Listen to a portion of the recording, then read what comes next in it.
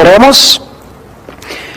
Nuestro Padre y nuestro Dios, te damos gracias por el gran privilegio que nos concedes de venir a este lugar y con libertad abrir tu santa palabra para escuchar tu voz. Pedimos, Padre, la conducción de tu Espíritu Santo. Danos claridad de pensamiento y danos corazones dispuestos para recibir la semilla de la verdad. Te damos gracias por escuchar nuestra oración, porque te lo pedimos en el nombre de Jesús. Amén. Vamos a comenzar nuestro estudio hoy leyendo del Evangelio según San Mateo, el capítulo 24 y los versículos 23 y 24. En este capítulo tenemos las señales de la segunda venida del Señor Jesucristo. Y quiero que noten específicamente una señal que vamos a estudiar en detalle esta noche. Dice allí en Mateo 24, 23, entonces, si alguno os dijere, mirad, aquí está el Cristo, o mirad, allí está, no lo creáis, porque se levantarán falsos cristos y falsos profetas, y harán grandes señales y prodigios, de tal manera que engañarán, si fuere posible, aún a los escogidos. En el versículo 24 encontramos que una de las señales de los últimos días es que se van a levantar falsos profetas que van a hacer señales y milagros para engañar, si fuere posible, aún a los escogidos de Dios. Así que surge la pregunta: ¿cómo podemos nosotros distinguir entre un profeta verdadero y un profeta falso? ¿Cómo podemos saber si un profeta es llamado de Dios o si un profeta habla de sí mismo o aún habla en nombre de Satanás? En nuestro tema de hoy vamos a estudiar algunas evidencias de un verdadero profeta. Es decir, cómo distinguir a un profeta falso de uno verdadero. Tengo aquí 10 características que quiero cubrir. No sé si alcancemos a estudiarlas todas, pero vamos a hacer lo posible por cubrirlas. La primera característica de un verdadero profeta se halla en el libro de Isaías, el capítulo 8 y el versículo 20. Isaías 8 y el versículo 20. Y quiero leer el versículo 19 para captar el contexto. Dice en el versículo 19, y si os dijeren, preguntad a los encantadores y a los adivinos, que susurran hablando, responded, ¿no consultará el pueblo a su Dios? ¿Consultará a los muertos por los vivos? Y luego dice en el versículo 20, a la ley y al testimonio, si no dijeren conforme a esto, es porque no les ha amanecido. Es decir, un profeta, para ser verdadero, tiene que hablar en armonía con la ley y el testimonio. Ahora necesito explicarles el significado de la palabra ley y de la palabra testimonio. La palabra ley aquí se refiere a los escritos de Moisés, los 5 libros de Moisés. Mientras que la palabra testimonio se refiere a los escritos de los profetas, como por ejemplo Isaías, que está escribiendo aquí. Ya hemos estudiado que el testimonio de Jesucristo es el espíritu de profecía. Lo que está diciendo Isaías es que un profeta tiene que hablar en armonía con los escritos de Moisés y con los escritos proféticos que existían hasta ese momento. Claro, nosotros tenemos a otros profetas después de Isaías y tenemos también el Nuevo Testamento. Pero en los días de Isaías, él estaba diciendo que un profeta tiene que hablar en armonía con los escritos de Moisés y con los escritos de los profetas que habían profetizado hasta ese momento. Quiero que noten también conmigo 1 Corintios, el capítulo 14 y los versículos 32 y 33. 1 Corintios, el capítulo 14 y el versículo 32 y 33. Y vamos a leer nada más el 32 por ahorrar un poco de tiempo. Dice aquí en el versículo 32, y los espíritus de los profetas están sujetos a los profetas. Es decir, un profeta, para ser verdadero, tiene que hablar en armonía con lo que escribieron y enseñaron otros profetas. Eso es lo que quiere decir aquí: los espíritus de los profetas están sujetos a los profetas que escribieron anteriormente. Quiero leer un pasaje más que está relacionado con el pasaje con que comenzamos nuestro estudio de hoy. Deuteronomio, el capítulo 13 y los versículos 1 hasta el versículo 5.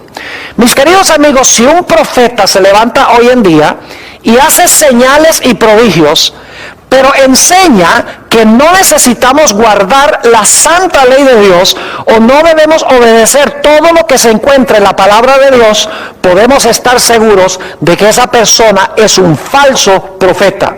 Noten Deuteronomio 13, 1 al 5, a donde Moisés da las pautas para distinguir a un profeta falso de uno verdadero.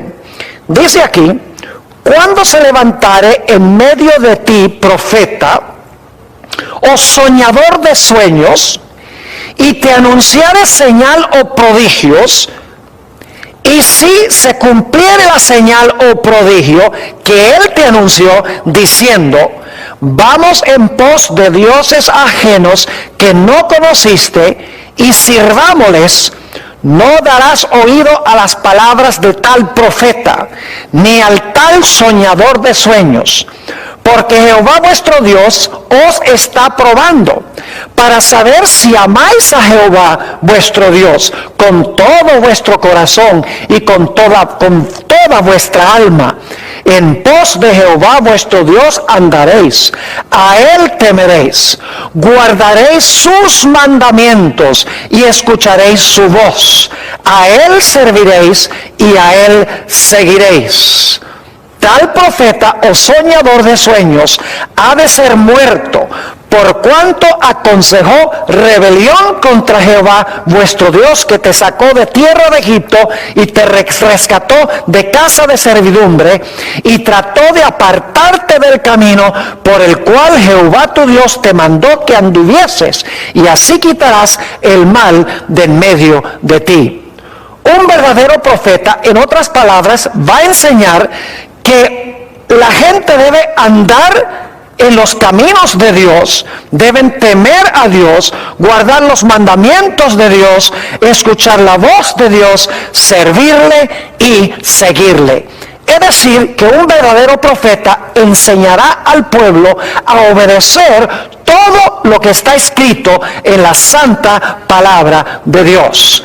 Así que la primera prueba de un verdadero profeta es examinar sus enseñanzas y sus escritos para ver si lo que enseñan está en armonía con lo que han escrito otros profetas anteriores a la ley y el testimonio. Si no hablaren conforme a esto, es porque no les ha amanecido, es decir, no tienen luz.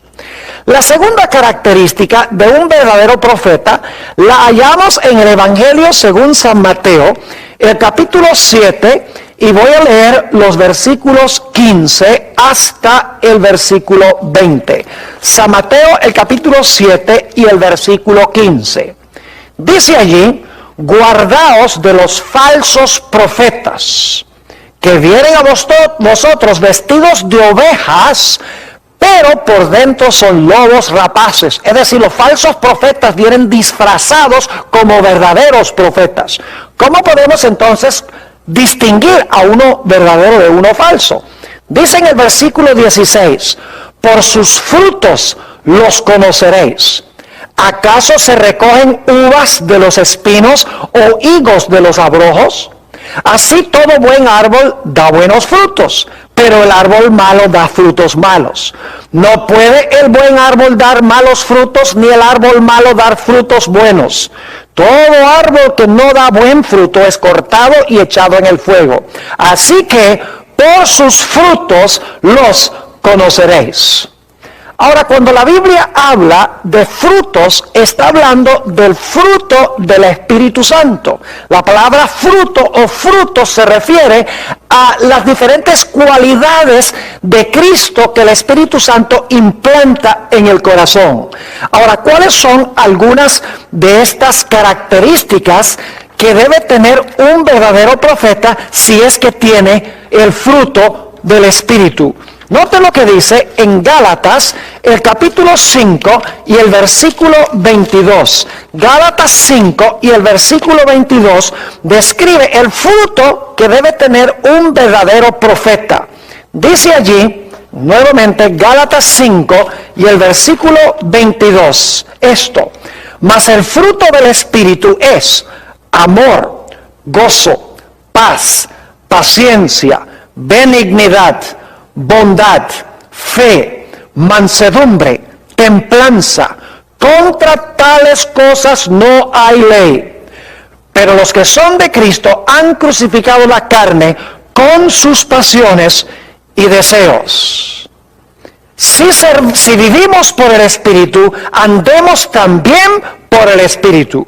No nos hagamos vanagloriosos, irritándonos unos a otros, envidiándonos unos a otros.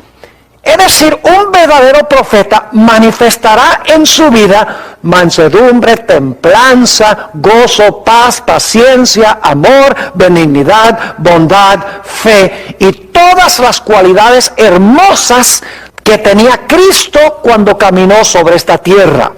Noten también lo que dice en el Evangelio según San Juan, el capítulo 15 y el versículo 8, sobre el hecho de que los discípulos o seguidores de Jesús, especialmente los profetas, deben producir el fruto del Espíritu de Dios. Dice Jesús allí: en esto es glorificado mi Padre, en que llevéis mucho fruto y seáis así mis discípulos. La segunda característica entonces es que un verdadero profeta debe manifestar en su carácter el Espíritu de Cristo. Todas estas cualidades hermosas del carácter de Jesús. Un profeta que no manifieste estas cualidades, podemos estar seguros de que no es un verdadero profeta, sino que es un falso profeta. Vamos a nuestra tercera característica que distingue a un profeta verdadero de un profeta falso. Vamos en nuestras Biblias a 1 de San Juan, el capítulo 4 y el versículo 1 al 3. 1 de San Juan, el capítulo 4 y el versículo 1 hasta el versículo 3. Dice allí, en el versículo 1, amados, no creáis a todo espíritu, sino probad los espíritus si son de Dios, porque muchos falsos profetas han salido por el mundo. Fíjense que debemos examinar cuidadosamente los espíritus para ver si son de Dios, porque hay muchos falsos profetas que han salido por el mundo. Ahora, ¿cómo podemos conocer cuál es el Espíritu de Dios? Versículo 2, en esto conoced el Espíritu de Dios. Todo espíritu que confiesa que Jesucristo ha venido en carne es de Dios. Y todo espíritu que no confiesa que Jesucristo ha venido en la carne no es de Dios. Y este es el espíritu del anticristo, el cual vosotros habéis oído que viene y que ahora ya está en el mundo. Un verdadero profeta entonces confesará que Jesucristo vino en carne. Y no solamente confesará que Jesús vino en carne, sino que confesará que Jesús, después de su resurrección y ahora en el cielo, aún conserva su naturaleza humana. Ahora quiero que notemos en nuestras Biblias el libro de Hebreos, el capítulo 2 y el versículo 14, sobre la naturaleza humana de Jesús cuando Él vino a esta tierra.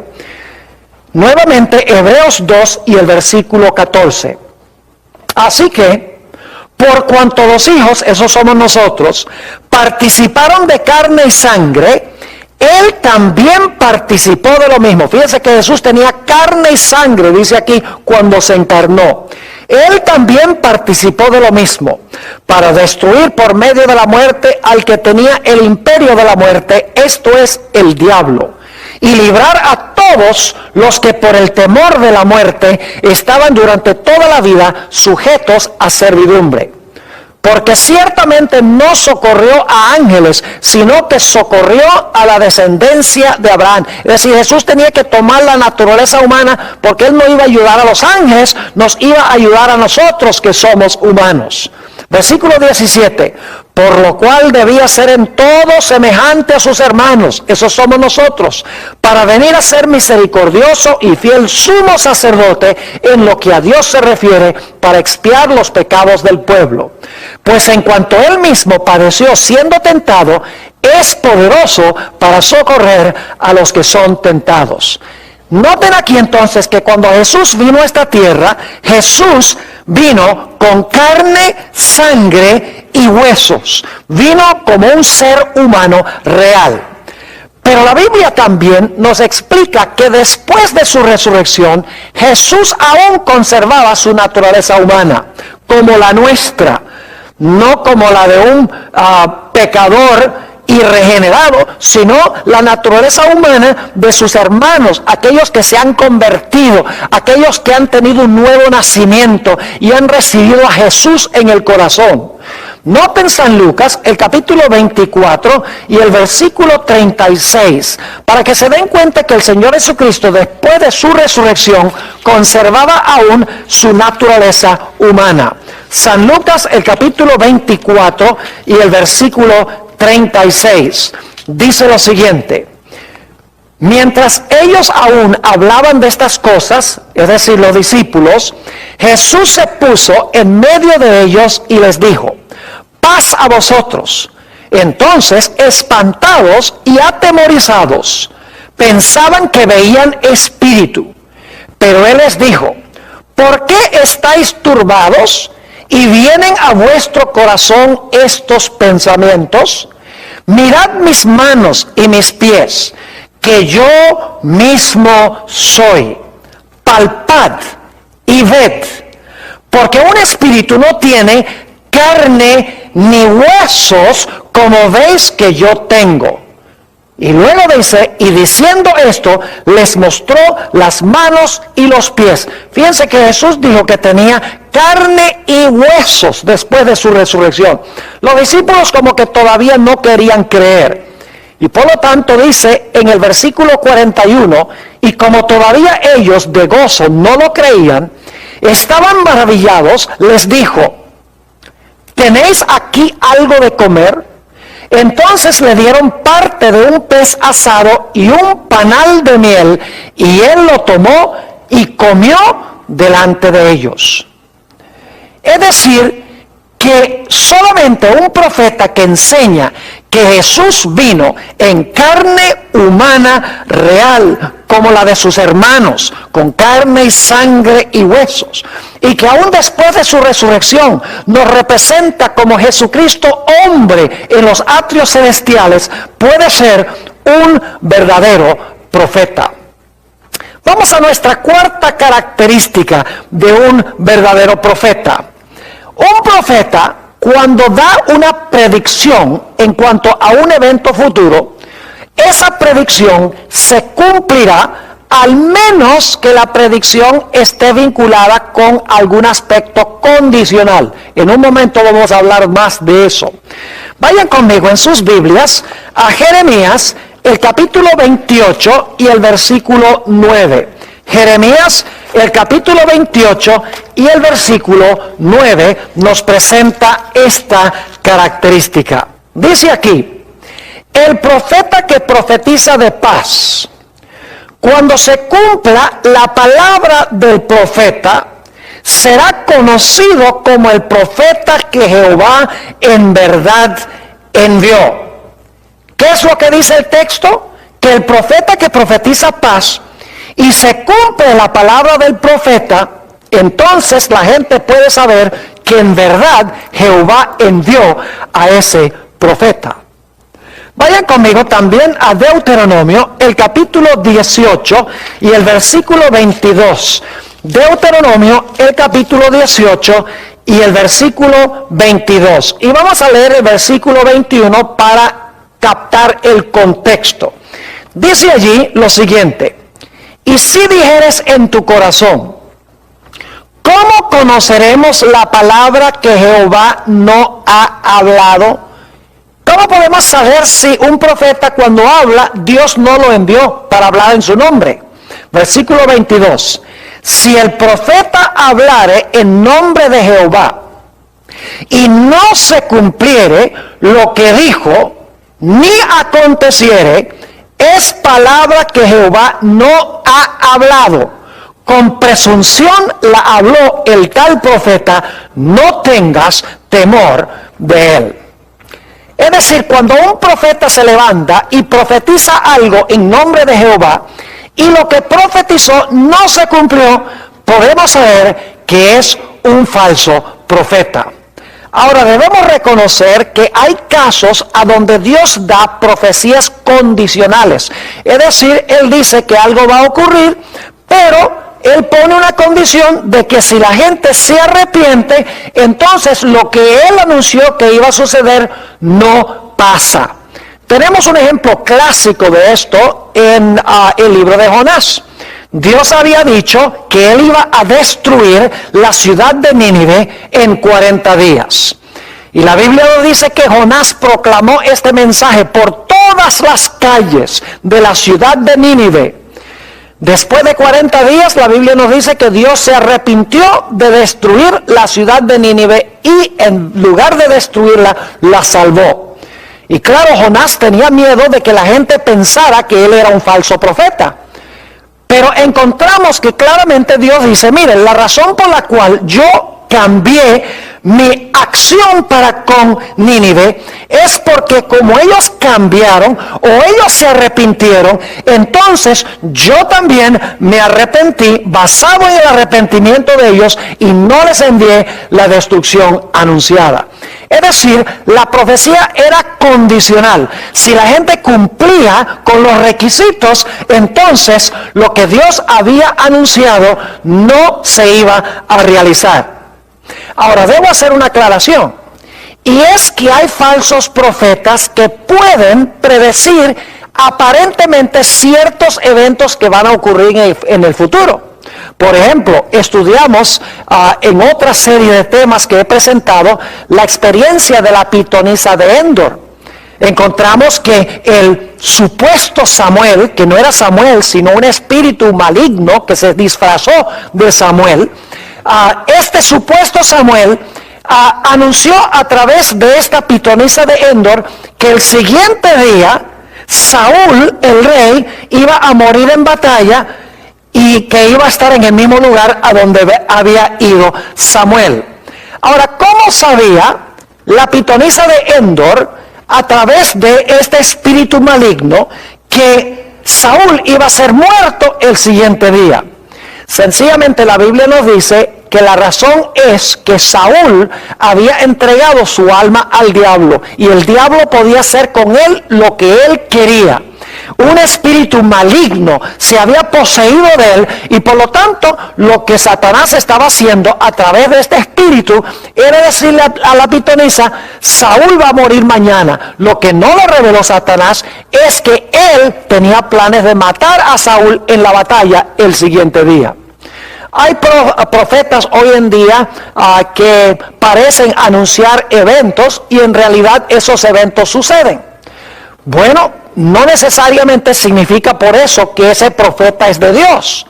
Porque como les he mencionado, Satanás tiene mucha experiencia y él puede razonar de causa a efecto y puede aparentemente predecir el futuro. Por esa razón no podemos tomar esta característica sola. Para probar a un profeta tenemos que analizar todas las características de un verdadero profeta y hay que aplicarlas todas. No es suficiente aplicar una, porque, como les menciono, hay profetas que parecen profetizar eventos futuros y ocurren. Así que no es suficiente aplicar a una o dos de estas evidencias, sino que debemos aplicarlas todas. Ahora, quiero que notemos nuestra quinta característica de un verdadero profeta. Un verdadero profeta será siempre humilde. Un verdadero profeta nunca es arrogante. Un verdadero profeta nunca es autosuficiente. Un verdadero profeta nunca quiere que la gente lo mire a él y lo exalte a él. Es decir, un verdadero profeta no se viste con trajes lujosos y anda con automóviles super caros y viven en un palacio. En realidad, no hay profeta en la Biblia que haya cabido con esas características arrogantes y autosuficientes de muchos de los profetas que existen en el mundo hoy. Tal vez un buen ejemplo de un profeta que manifestó gran humildad lo encontramos en el caso de Juan el Bautista. Note lo que dice en el Evangelio según San Juan, el capítulo 1, San Juan el capítulo 1, y voy a leer los versículos 8 y 9. San Juan 1, 8 y 9. Está hablando aquí de Juan y dice, no era él la luz, sino para que diese testimonio de la luz. Aquella luz verdadera que alumbra a todo hombre venía a este mundo. Es decir, un verdadero profeta se esconderá detrás de Jesús, detrás del hombre del Calvario, y dirá, es necesario que Jesús crezca y es necesario que yo disminuya. Note lo que dice también en los versículos 26 hasta el versículo 29. Juan les respondió diciendo, yo bautizo con agua, mas en medio de vosotros está uno a quien vosotros no conocéis. Este es el que viene después de mí, el que es antes de mí, del cual yo no soy digno de desatar la correa de su calzado.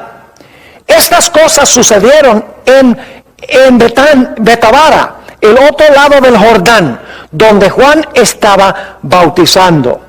El siguiente día vio Juan a Jesús que venía a él y dijo, he aquí el Cordero de Dios que quita el pecado del mundo.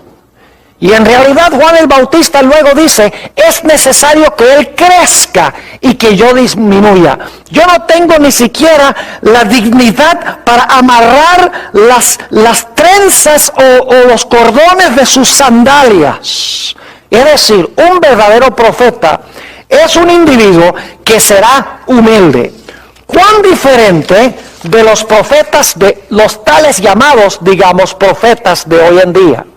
Que andan en carros lujosos, viven en casas súper caras, que tienen mucho dinero, visten con trajes de $1,000, $2,000, están llenos de dinero, ostentan su grandeza y su autosuficiencia. Esa es una gran señal de un falso profeta. Vamos ahora a la característica número 6. Es una característica muy importante. Un verdadero profeta siempre desenmascarará y siempre reprenderá el pecado, sin temer en absoluto las consecuencias que le puedan venir.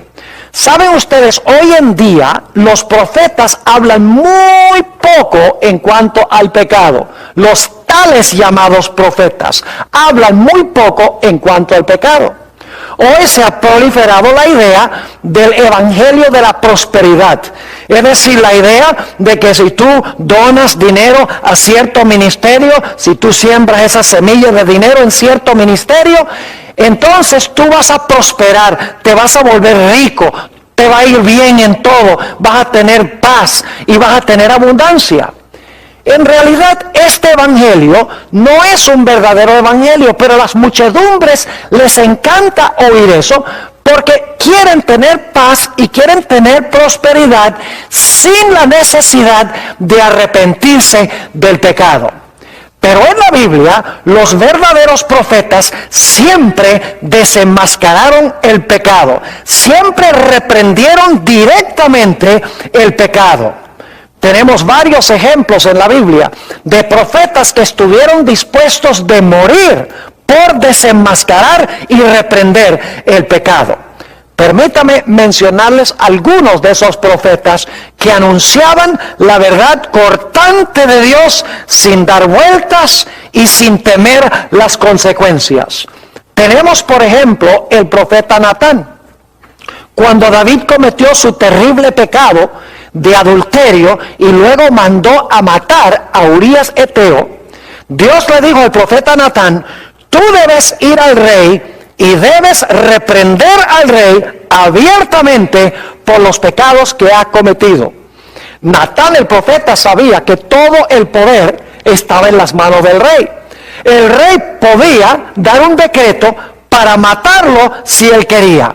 Y sin embargo, sin temor y sin reservaciones, la Biblia nos dice que el profeta Natán fue a donde David y le dijo: David, tú eres aquel hombre. Reprendió su pecado y la Biblia nos dice que David, que fue impactado e impresionado por el Espíritu de Dios, se arrepintió y escribió el hermoso Salmo 51, que es el salmo de su penitencia. Podríamos pensar también de Elías, cuando fue ante Acab. Acab le dijo: oh, eres tú el que alborotas al pueblo de Israel. Y encontramos que Elías le dijo: no, yo no he alborotado al pueblo de Israel, sino que tú y la casa de tu padre han alborotado a Israel, abandonando los mandamientos de Dios y adorando a los Baales. Es decir, Elías no le tenía miedo al rey. Cuando había pecado, él cantaba el pecado por su nombre. Jeremías habló claramente ante varios reyes. Y como resultado, la Biblia nos dice que Jeremías fue a parar más que una vez al calabozo. Es decir, los profetas siempre viven en destierro, huyen al desierto, no son queridos sino que son odiados, como veremos dentro de unos momentos. El profeta Isaías tuvo palabras de reprensión para el rey Acaz y también para Ezequías. Y la Biblia nos dice que en Hebreos el capítulo 11, que Isaías fue aserrado, es decir, fue colocado en un tronco y luego el tronco fue serruchado en dos. ¿Y qué diríamos de Juan el Bautista? Que compareció ante Herodes y le dijo: no es lícito que tú tengas la mujer de tu hermano. Es decir, reprendió la violación del séptimo mandamiento que estaba practicando el rey Herodes. Y todos sabemos que como resultado de su predicación clara y directa a Herodes, eso le costó literalmente a Juan el Bautista la cabeza. ¿Y qué diríamos de Juan el Apóstol, el que escribió el libro de Apocalipsis? La tradición cristiana, una tradición muy fidedigna, nos dice que Juan el Apóstol fue llevado para testificar ante el emperador Domiciano, emperador de Roma. Y la Biblia nos dice, en realidad la tradición eclesiástica nos dice, la Biblia nos dice que fue enviado a Patmos, como veremos en un momento, pero la tradición nos dice que Juan testificó ante Domiciano y lo reprendió claramente por los pecados que él estaba cometiendo. Y por lo tanto, la tradición nos dice que Juan fue echado en un caldero de aceite hirviente. Pero según esta tradición, que es bien fidedigna, bien temprana en la historia de la iglesia, se realizó el mismo milagro con Juan que con los 3 jóvenes en el horno de fuego. Es decir, que no fue consumido ni fue hervido Juan como resultado de estar en ese aceite. Y por lo tanto, nos dice la tradición que Domiciano desterró a Juan a la isla de Patmos.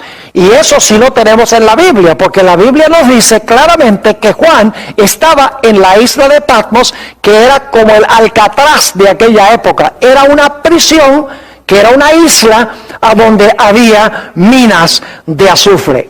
Es decir, que los verdaderos profetas presentan la verdad sin temer las consecuencias. Podríamos hablar de otros profetas como Daniel, etcétera, pero creo que tenemos suficiente evidencia hasta ahora de que los verdaderos profetas hablan la verdad de Dios, no hablan de prosperidad cuando Dios no ha declarado prosperidad. La característica número 7 que quiero tratar con ustedes es que muchas veces los profetas, cuando reciben visiones y sueños, experimentan ciertos fenómenos fisiológicos. Por ejemplo, a veces los profetas, cuando entran en visión, caen como muertos. Y nos dice en el libro de Daniel que Daniel, cuando estaba en visión, no respiraba. También en Apocalipsis 21, 9 y 10, al igual que en Apocalipsis el capítulo 17, nos dice que Juan y Daniel fueron llevados en visión a lugares lejanos, y es como si ellos estaban participando en esos eventos. En Apocalipsis 21, 9 y 10 nos dice la Biblia que Juan sintió que estaba siendo llevado a la Nueva Jerusalén, a ver la Nueva Jerusalén. En Apocalipsis 17 nos dice que Juan fue llevado a contemplar en el desierto a la gran ramera. Ahora sabemos que no eran transportados allí físicamente, pero en sus mentes eran transportados, y era tan real que ellos pensaban que estaban allí. El apóstol Pablo tuvo una experiencia semejante a esta, según nos dice la Biblia, en 2 de Corintios, el capítulo 12 y el versículo 2 al 4, a donde se nos declara que el apóstol Pablo conoció a un hombre, y yo creo personalmente que ese hombre es él mismo. Conoció a un hombre que hace varios años fue transportado al tercer cielo, y luego dice, no sé si fue transportado en el cuerpo o fuera del cuerpo, es decir, no sé si fue transportado al cielo en visión o si fue transportado al cielo en persona. Dice, pero allá escuchó palabras que nadie puede repetir. Es decir, que los profetas pasaban por cierta serie de fenómenos fisiológicos cuando entraban especialmente en visión. Perdían la fuerza natural, caían como muertos, no respiraban. Después de la visión nos dice que Daniel recuperaba su fuerza otra vez. Es decir, que muchas veces los profetas, cuando entran en visión, pasan por estos fenómenos fisiológicos. Ahora vamos a nuestra característica número 8 de un verdadero profeta. En realidad, los verdaderos profetas son odiados y perseguidos por aquellos a quienes entregan el mensaje. El oficio profético es un oficio supremamente difícil. Según la Biblia, los profetas no buscaban esa función, no estudiaban para ser profetas, no se enorgullecían de ser profetas. Generalmente hablando, en la Biblia, los profetas preferían no ser profetas, trataban de zafarse del llamado. Por ejemplo, Moisés, cuando Dios lo llamó, Moisés dice, no, pero yo no sé hablar. Lo mismo sucedió con el profeta Jeremías. El profeta Jeremías dijo, no, yo no sé hablar.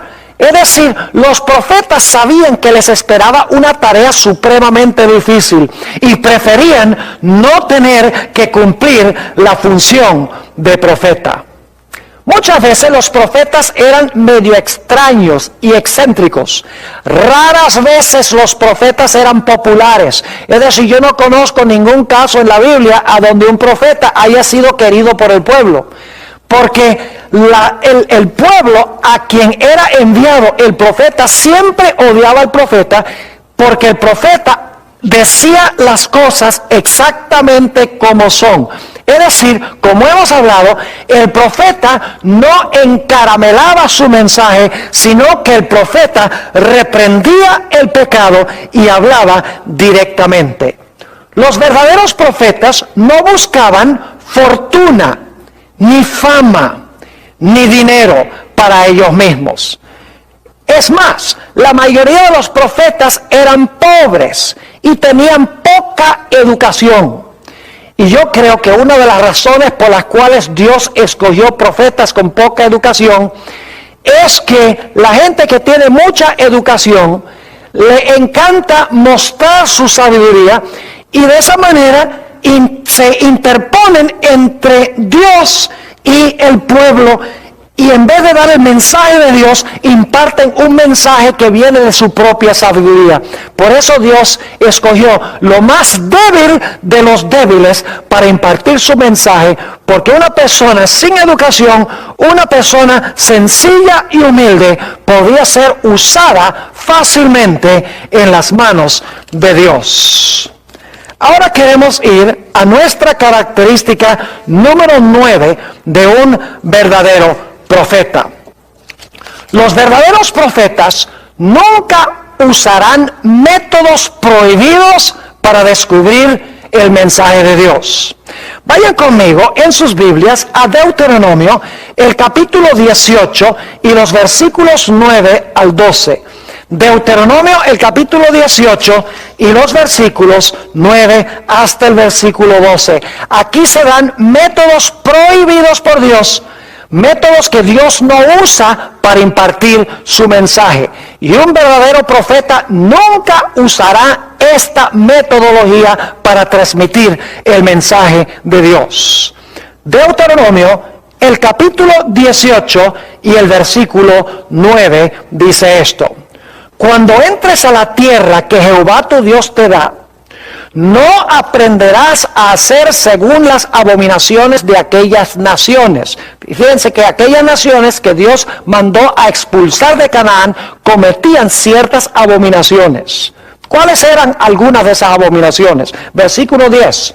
No sea hallado en ti quien haga pasar a su hijo o a su hija por el fuego, ni quien practique adivinación, ni agorero, ni sortílego, una persona que echa suertes, ni hechicero, ni encantador, ni adivino, ni mago, ni quien consulte a los muertos. Es decir, no imparte Dios un mensaje a través de un medium espiritista, o el que lee la bola de cristal, o el que lee los naipes, o el que procura determinar el destino en las estrellas. Dios no usa ninguno de estos métodos para transmitir su mensaje a través de un profeta. Noten el versículo 12: porque es abominación para con Jehová cualquiera que hace estas cosas, y por estas abominaciones Jehová tu Dios echa estas naciones de delante de él. Vamos a leer también un par de versículos del Nuevo Testamento. Apocalipsis, el capítulo 21 y el versículo 8. Apocalipsis, el capítulo 21 y el versículo 8. Dice aquí, hablando de los que van a estar fuera de la santa ciudad: pero los cobardes e incrédulos, los abominables y homicidas, los fornicarios y hechiceros, los idólatras y todos los mentirosos tendrán su parte en el lago que arde con fuego y azufre, que es la muerte segunda. Notaron que una de las descripciones que hay en este versículo menciona hechiceros, los que usan hechicería. Noten también el capítulo 22 y el versículo 15. 22, 15. Mas los perros estarán fuera. Y los hechiceros, fíjense otra vez, y los hechiceros, los fornicarios, los homicidas, los idólatras y todo aquel que ama y hace mentira. Así que fíjense que nuevamente se menciona aquí hechiceros. Mis queridos amigos, Dios prohíbe tratar de descubrir nuestro destino y nuestro futuro yendo a magos, astrólogos, adivinos, médiums, espiritistas, etc. Dios imparte su mensaje a través de profetas sin emplear estos métodos prohibidos. Vamos ahora a nuestra característica número 10 de un verdadero profeta. Dios ha levantado profetas en cada momento crítico y crucial de la historia del planeta Tierra. Podría mencionar las diferentes épocas cuando Dios levantó esta voz profética en medio de un momento vitalmente importante para la raza humana. Voy a mencionar esos momentos históricos crucialmente importantes. Por ejemplo, el primer profeta de la Biblia fue un hombre llamado Enoc. En Judas 14 y 15 nos dice que Enoc profetizó, era el séptimo desde Adán y profetizó. Es decir, Enoc fue profeta. La Biblia nos dice que caminó con Dios y Dios se lo llevó al cielo de entre los vivos.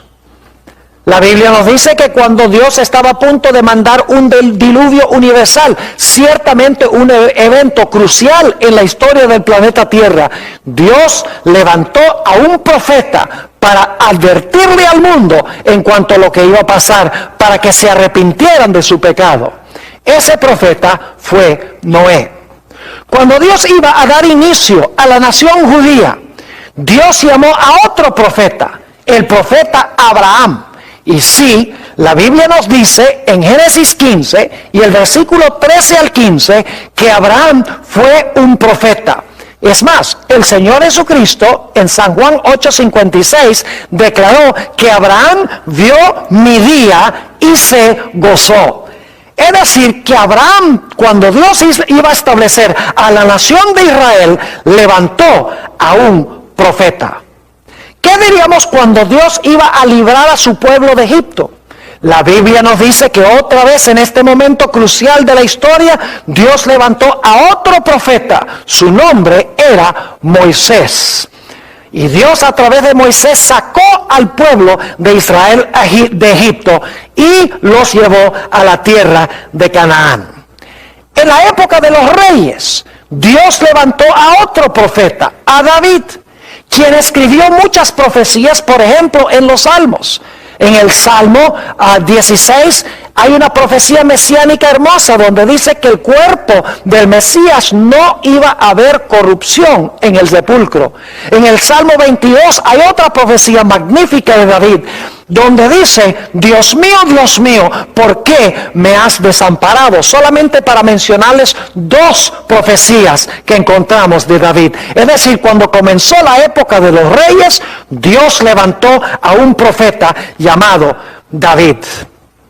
¿Y qué diríamos del momento cuando el pueblo de Israel iba a ser llevado cautivo a Babilonia? La Biblia nos dice que Dios levantó a Daniel y levantó también a Jeremías inmediatamente antes del cautiverio y a Daniel durante el cautiverio. Eventos muy importantes en la historia de Israel. Dios levantó a Daniel, Dios levantó a Jeremías en estos momentos críticos. Cuando se iba a reconstruir la ciudad de Jerusalén, cuando se iban a reconstruir los muros, la Biblia nos dice que Dios levantó a varios profetas. Levantó a Ageo, levantó a Zacarías, levantó a Zorobabel, levantó a Josué, el sumo sacerdote. Es decir, Dios levantó, cuando el pueblo iba a restablecerse, a una serie de profetas para ayudarles en su obra. Y cuando el Señor Jesucristo iba a venir a este mundo, Dios preparó el camino levantando también a un profeta. Y todos conocemos a ese profeta como Juan el Bautista. Ahora yo pregunto, ¿creen ustedes que si estamos viviendo en los últimos días, que Dios cerca del final de la historia, también va a levantar la voz profética? ¿O será que Dios al final de la historia no va a levantar ningún profeta? Mis queridos amigos, en cada momento crucial de la historia del planeta Tierra, Dios ha levantado un profeta para iluminar a su pueblo de Dios, a su pueblo, para mostrarles la verdad en cuanto a lo que iba a ocurrir. ¿Hemos de esperar que Dios haga menos que esto en los últimos días? La Iglesia Adventista cree que Dios ha levantado en estos últimos días un profeta dentro de la iglesia. En este momento está muerta, es una profetisa, se llama Elena G. de White. Ella escribió muchos libros sobre muchos diferentes temas. El propósito por el cual Dios la levantó es para preparar a un pueblo en todas las dimensiones para la segunda venida de Jesús.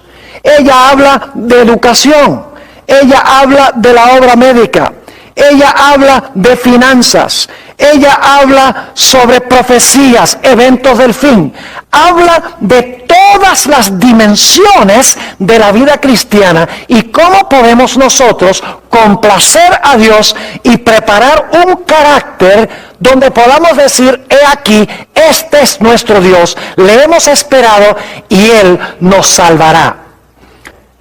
Ahora, algunas personas dicen, bueno, Pastor Bohr, pero el asunto es que Elena G. de White fue una mujer. ¿Acaso una mujer puede ser profeta según la Biblia? Claro que sí. Déjenme mencionarles los nombres de varias mujeres que fueron profetas de Dios. Tenemos a María, la hermana de Moisés. Tenemos a Débora, que fue profetisa y además de eso fue juez. Tenemos a Hulda, la profeta, que se levantó en los días del rey Josías para guiarlo en su gran reforma que trajo al pueblo de Israel. Tenemos otros profetas menos conocidos, como Ido, por ejemplo. Tenemos las 4 hermanas de Felipe. Tenemos a Ana también. Es decir, en la Biblia hay muchas mujeres que fueron profetisas usadas por Dios. Así que el hecho de que Elena G. de White haya sido una mujer no tiene ninguna trascendencia. Pero alguno dirá, Pastor Bohr, ¿será que hubo profetas cuyos escritos no formaron parte de la Sagrada Escritura? Porque la señora White escribió muchos libros, pero ninguno de sus libros es parte de la Biblia. ¿Será que había otros profetas que hablaron en nombre del Señor y que sus libros o sus escritos no fueron incluidos en la Sagrada Escritura? Claro que sí. La Biblia menciona a varios de estos. Por ejemplo, Natán fue profeta. No hay ningún libro de la Biblia que tenga el nombre de Natán. Elías fue un gran profeta. No hay ningún libro en la Biblia que tenga el nombre de Elías. Eliseo fue un profeta muy importante. Tampoco hay un libro en la Biblia que lleve el nombre de Eliseo. Tenemos también a Juan el Bautista, que Jesús dijo era el mayor de todos los profetas. Y sin embargo, no hay ningún libro en la Biblia que lleve el nombre de Juan el Bautista. Podríamos seguir mencionando a Abraham y otros cuyos nombres se mencionan en la Biblia, pero que nunca escribieron un libro que es parte del canon bíblico. Es decir, para que un profeta sea verdadero, no es necesario que haya escrito un libro que se encuentra en la Sagrada Escritura.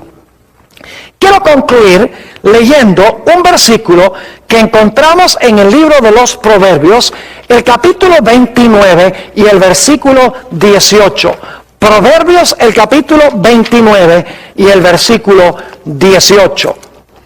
Aquí dice lo siguiente: donde no hay visión, el pueblo se disipa. Donde no hay visión, el pueblo ¿qué? El pueblo se disipa. Y debo decirles que en la versión del 60 se traduce un poquito diferente. Dice, sin profecía, el pueblo se desenfrena. En realidad la palabra hebrea significa se escurre, se desparrama, se desune. Es decir, donde no hay visión, el pueblo se desparrama o se desune. Pero luego dice en la última parte del versículo, mas el que guarda la ley es bienaventurado. Fíjense que la visión que Dios da al profeta tiene que ver con la obediencia a la santa ley de Dios. Porque dice, si no hay profecía, el pueblo se escurre o se desune. Pero luego dice, más, es decir, pero el que guarda la ley es bienaventurado. En el libro de Segunda de Crónicas, el capítulo 20, tenemos un texto con el cual yo quiero terminar nuestro estudio de hoy. Segunda de Crónicas, el capítulo 20, y quiero leer el versículo 20, nuestro último texto. Dice allí, en Segunda de Crónicas 20:20, había un grupo de naciones, 3 de ellas que estaban viniendo contra el pueblo de Israel para destruirlo. Y Dios le dio una palabra de ánimo al pueblo, y noten lo que Dios les dijo en el versículo 20. Y cuando se levantaron por la mañana, salieron al desierto de Tecoa. Y mientras ellos salían, Josafat, estando en pie, dijo, oídme Judá y moradores de Jerusalén, creed en Jehová vuestro Dios y estaréis seguros. Y ahora escuchen bien, creed a sus profetas y seréis prosperados. Fíjense que Dios dice, cree mis profetas y seréis prosperados. Mis queridos amigos, Dios nos ha dado pautas claras en su palabra para distinguir un profeta verdadero de un profeta falso. Porque Dios quiere levantar profetas en la iglesia que guíen al pueblo de Dios, que unan al pueblo de Dios, que desenmascaren el pecado para que el pueblo se arrepienta, para que forme un carácter en armonía con el carácter de Jesús, de tal manera que cuando Jesús venga, su pueblo estará listo y preparado. Así pasó con Juan el Bautista. Dios lo llamó para aparejar a un pueblo para la primera venida. Así Dios, en estos últimos días, también ha levantado un profeta en la iglesia remanente para preparar a un pueblo para la segunda venida del Señor Jesús.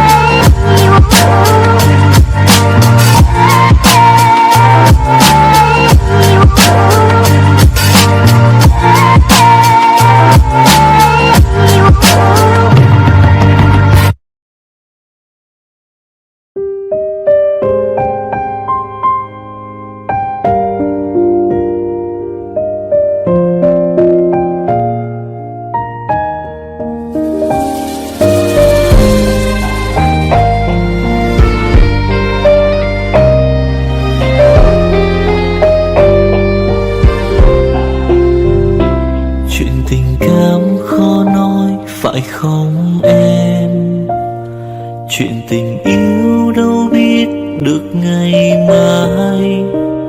Rồi hôm nay em bên ai, nhìn em khóc trên vai. Thôi hãy quên đi, về với em hiện tại. Anh còn nhớ về ngày ta còn đắm say. Anh vẫn nhớ về người bên anh khi ấy. Em đã quên rồi câu hứa yêu trọn đời. Em bỏ anh rồi, em vui tình nhân mới. Cuộc tình này đã khác rồi, mình kết thúc em ơi. Chuyện tình này đã chết rồi, còn tiếc chi em ơi. Một lần em gian dối rồi, còn cố yêu không vui. Một lần em đã phản bội, làm vết thương chưa nguôi. Thì anh vẫn sẽ mỉm cười, người khác làm em vui. Còn anh xin kết thúc và giữ chút đau thương thôi. Ở nơi xa luôn nhớ về một mối duyên tình phai. Đường em đi nay khác rồi, còn mỗi anh đơn côi. Đường em đi nay đã khác rồi, còn riêng anh mãi đứng đơn côi.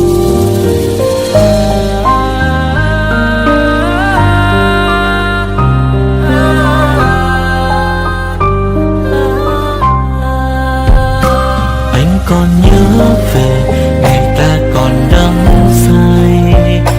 Anh vẫn nhớ về người bên anh khi ấy. Em đã quên rồi câu hứa yêu trọn đời. Em bỏ anh rồi, em vui tình nhân mới. Cuộc tình này đã khác rồi, mình kết thúc em ơi. Chuyện tình này đã chết rồi, còn tiếc chi em ơi. Một lần em gian dối rồi, còn cố yêu không vui. Một lần em đã phản bội, làm vết thương chưa nguôi. Thì anh vẫn sẽ mỉm cười, người khác làm em vui. Còn anh xin kết thúc và giữ chút đau thương thôi. Ở nơi xa luôn nhớ về một mối duyên tình phai. Đường em đi nay khác rồi, còn mỗi anh đơn côi. Cuộc tình này đã khác rồi, mình kết thúc em ơi. Chuyện tình này đã chết rồi, còn tiếc chi em ơi. Một lần em gian dối rồi, còn cố yêu đâu vui. Một lần em đã phản bội, làm vết thương chưa nguôi. Thì anh vẫn sẽ mỉm cười, người khác làm em vui. Còn anh xin kết thúc và giữ chút đau thương thôi. Ở nơi xa luôn nhớ về một mối duyên tình phai. Đường em đi nay khác rồi, còn mỗi anh đơn côi. Ở nơi xa luôn nhớ về một mối duyên tình phai. Đường em đi nay khác rồi, còn mỗi xin anh thôi.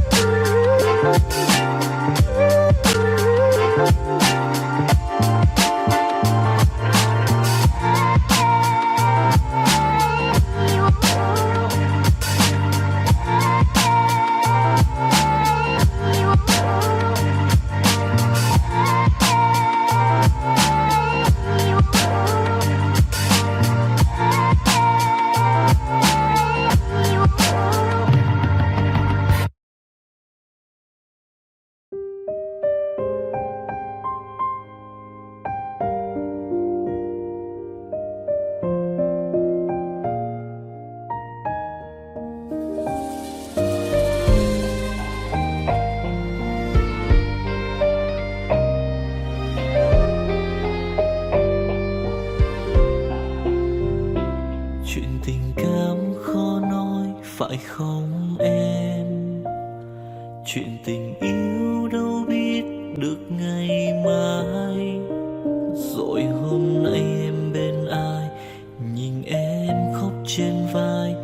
Thôi hãy quên đi, về với em hiện tại. Anh còn nhớ về ngày ta còn đắm say. Anh vẫn nhớ về người bên anh khi ấy. Em đã quên rồi câu hứa yêu trọn đời. Em bỏ anh rồi, em vui tình nhân mới. Cuộc tình này đã khác rồi, mình kết thúc em ơi. Chuyện tình này đã chết rồi, còn tiếc chi em ơi. Một lần em gian dối rồi, còn cố yêu không vui.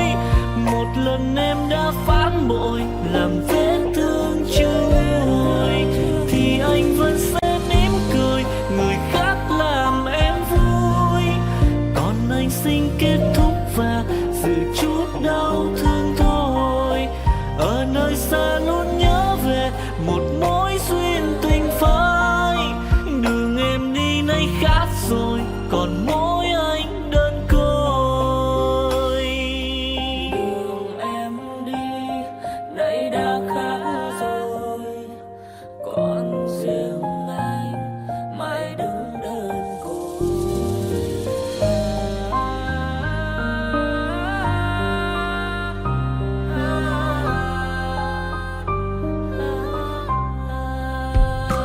Anh còn nhớ về ngày ta còn đắm say. Anh vẫn nhớ về người bên anh khi ấy. Em đã quên rồi câu hứa yêu trọn đời. Em bỏ anh rồi, em vui tình nhân mới. Cuộc tình này đã khác rồi, mình kết thúc em ơi. Chuyện tình này đã chết rồi, còn tiếc chi em ơi.